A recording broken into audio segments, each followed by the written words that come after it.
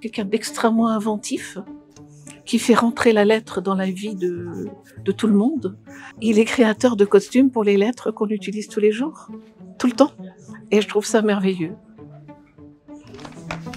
Je m'appelle Jean Alessandrini.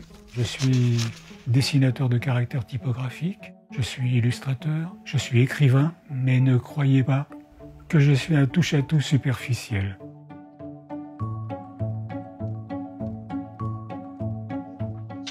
Jean Alessandrini, c'est sans doute un des plus grands typographes de la seconde moitié du XXe siècle et qui nous étonne encore aujourd'hui. Oui, je peux dire que la même chose que Catherine, un des plus grands graphistes et typographes de ce dernier demi-siècle.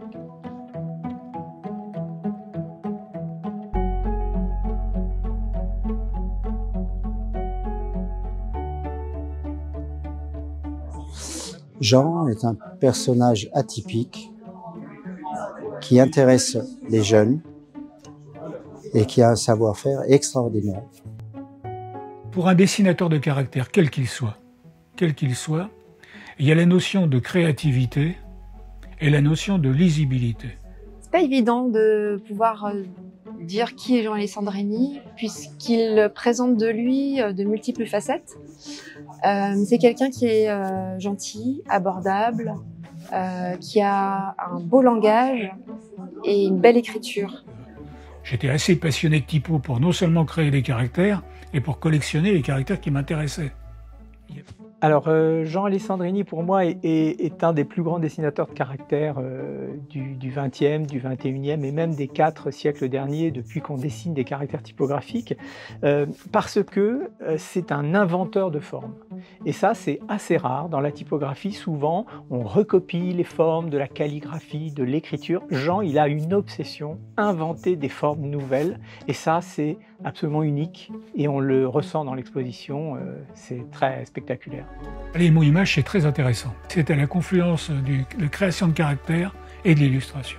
C'était aussi pour illustrer et pour nourrir ma revue Typomondo que je faisais à l'époque et où je voulais jouer avec toutes les possibilités qu'offrait la lettre, qu'offrait l'écriture.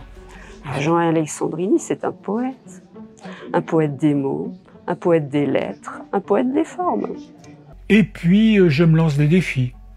Il y a 2 ans, je me dis, imagine que les livres de poche Penguin Book à Londres te demandent un caractère ultra classique pour titrer leur livre de poche.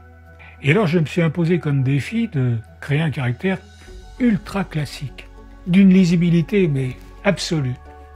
Le défi subsiste malgré que le caractère soit classique.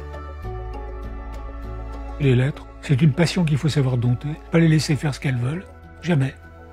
C'est pas toi qui commandes.